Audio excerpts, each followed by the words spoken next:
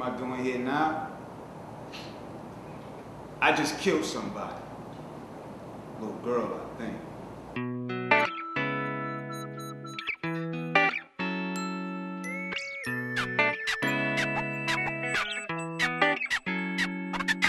It's a story of a young man who gets caught in the streets of Philadelphia at an early age, and as a result of that, he runs through a neighborhood shooting at an enemy of his, and a young 12-year-old girl is killed. I play the father, Reuben Tate. You know, is not getting a lot of cooperation from the neighborhood. Although the killing happened, there was a stray bullet in a gunfight, and it happened in broad daylight in the middle of the summer with people outside on their porch. So now you have a family now who's dealing with the death of their daughter, the reluctance of their neighbors to come forward and say they saw anything. Losing your child suddenly, violently, unexpectedly. I mean, I can't think of a worst case scenario. Baby, you have to lay down. Let me help you. She's the baby. How can they take the baby? Come on now. The father in the family decides that he is going to call the neighborhood into account for not reporting what they have seen, and thus the name Zooman and the sign. They just want justice to be brought to their daughter's death. They want the killers to be found. And that's the idea that, you know, what the sign deals with, you know, telling on, you know, for the community to step forward and say what they've seen. And as the story evolves, we see how the neighborhood begins to respond to this father's almost absolute declaration of war against the neighborhood, in wanting the neighborhood to come forward and say who has been the person responsible for killing his child. One of the really remarkable things about Charles Fuller's Zooman and the Sign is that it doesn't feel like it was written 30 years ago, and how relevant it is. It reminds me so much of that, something I was reading about not that long ago about this code in some communities of never talk to the cops, or don't snitch. I think it was called Don't Snitch, and there were like some songs about it, don't snitch, and like people go to jail because they just won't talk to the police.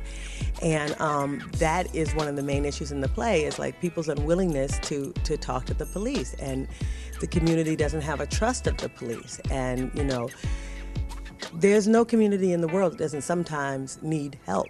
I love the writing. I love the detail and the intricate nature of the storytelling. I love the cast I'm with as well. Just a very accomplished group of people, very talented group of people. It's also very interesting for me to be working with Rosalind Coleman, who was my student in high school. It's just such a pleasure and kind of astounding every time I look at her and I go, this is an adult and I'm on the stage with my student, and it's just, you know, kind of really wonderful. It's been good, it's been fun, it's been interesting. It's been a character that I've wanted to play since I was in high school. So for me, it's a great, great, great opportunity. But I told Gustav that if I ever seen him around the avenue, I was gonna blow him away. So I just started shooting, and she just got hit by one of the strays.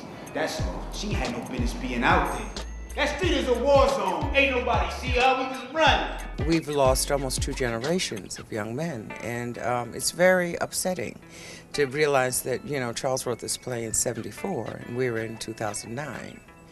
And so we're 30 years later, and we're still losing these young men to the streets and to this kind of inane violence. I think that somewhere in here that we begin to examine how do we once again become the village that raises all these children and calls them into account for their behavior and what will be acceptable and unacceptable to us, because the more it becomes unacceptable to us, the less of this out behavior that we will, you know, encounter, because they'll realize that there are a lot of people who are just really not going to tolerate that anymore. Well, there are people still out there who are willing to stand up for something, but you never know who those people are until the situation comes around. You know, those situations normally are catalysts for those type of people who many times don't even know that they have it in them until the situation is actually presented to them and they have to do something. I think that you feel empathy for both Zooman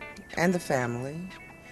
I think that, and it is my hope, that you leave the theater saying to yourself, there must be something that I can do in my own neighborhood.